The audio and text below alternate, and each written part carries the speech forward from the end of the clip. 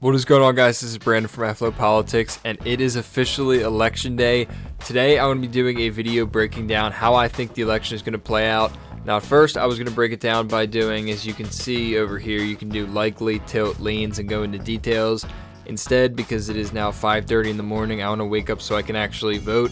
I was out pretty much all day in the cold for the Trump rally up in Scranton, PA. I'm just going to go with the predictions where I think it's going to land, red and blue.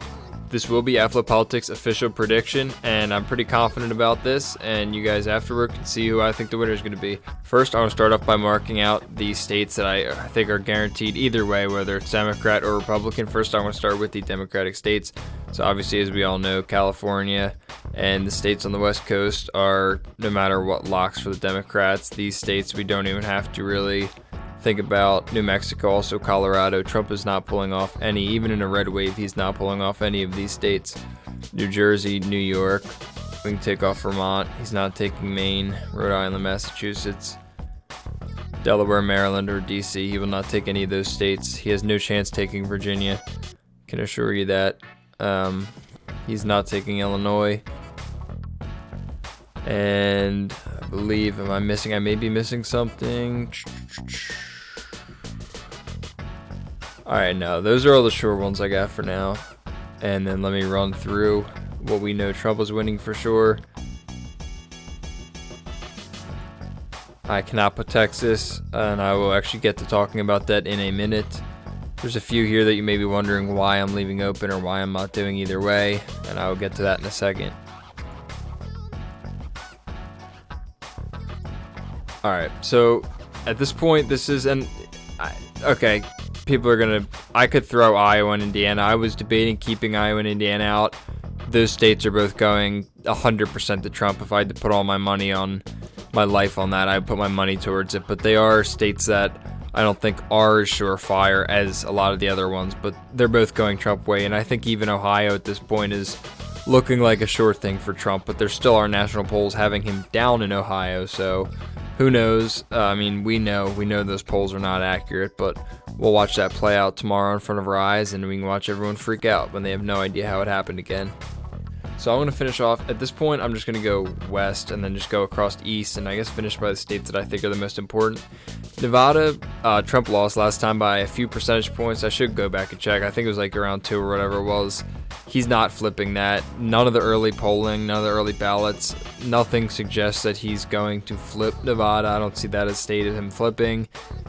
Some people have some hope. I absolutely don't see that happening. So that's a lost cause. Arizona, Democrats think they can take that. They're not going to. I believe that is definitely a state that Trump is going to carry. The next one, which I think is pretty ridiculous, Democrats have been for a while talking like they have a chance in Georgia. It may be closer than I believe even, but Trump is not losing down in Georgia. I can assure anyone of that. Any polls or anyone that truly believes Trump will lose to Biden in Georgia is absolutely out of their mind. Next, North Carolina is one of the big battles of this election. I strongly believe that Trump still has the advantage. A lot of polls that would be leaning in Trump's favor or leaning conservative have him up a couple points in North Carolina.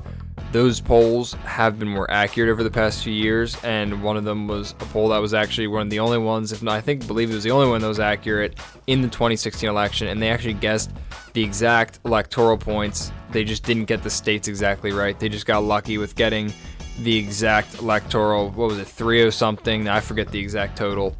But I believe that Trump will definitely carry North Carolina, so I'm confident with that. So as of right now, Democrats still have the lead is 219 to 174, and now we're truly getting into the swing states.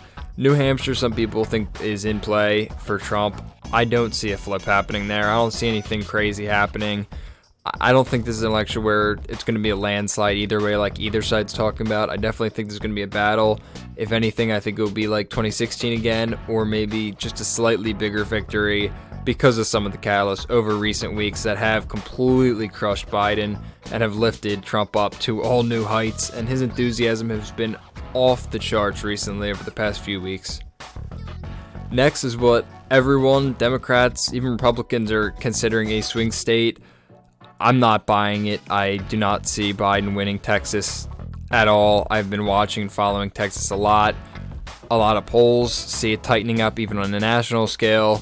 A lot of polls have Trump up. And if you just look town to town, most people in Texas, and you see even Democrats in Texas, are very, very worried because I think they're around it and they realize, again, Texas, I think it's a pipe dream, especially with everything going on. And in an area like Houston, where Biden would be able to take advantage of votes, I think his anti-fracking stance would definitely crush any chance he would have of taking Texas. Maybe if he didn't make the comments about fracking, he would have a chance at Texas. But after those comments, I'm not sure he has a chance of taking Texas. Now, the next state I want to go to and cross off is Ohio, because I too think Trump has that locked up. From what I heard, Trump got his people to leave Ohio because they believe they already had it locked up and sent them to Michigan and PA. So it seems like it's a good sign and they're very confident there. The next big one, which some people call the state of the election. I don't believe this is state of the election. This is another one. I don't think this is it's going to be very competitive, but I don't think it's as competitive as people think it is, and that's Florida. Because of Trump support between the Latino community and the African American community, he's going to post all-time numbers in both of those categories for a Republican. That, on top of the enthusiasm and everything else that's been going on, socialism does not sit well with people in Florida. I think Trump will win by at least 2 or 3 percentage points and have a very solid win this year around in Florida. And people will realize that that was another, just like Texas, pipe dream to be able to flip a state like Florida, especially when the economy was doing so well. Now we're going to get into where the election comes down to, because as of now, where we have it, Republicans are at 259, Democrats are 223, need 270 to win. So we have Minnesota, Wisconsin, Michigan, and PA. This is pretty much exactly what happened last time, and Trump is going to need one of these states again, and one of these big states. First off, in an alternate projection, if there's a state I believe Trump's flipping, I believe it would be Minnesota first. So this would be the first one to flip. If I'm trying to be as realistic as possible, I'm going to give that to the Democrats, and I think they will eke it out by an extremely, extremely razor-thin margin this time and pull out Minnesota. I'm trying to be fair. I don't think Trump can pull out all of these again, and I don't think it will be that big of a victory.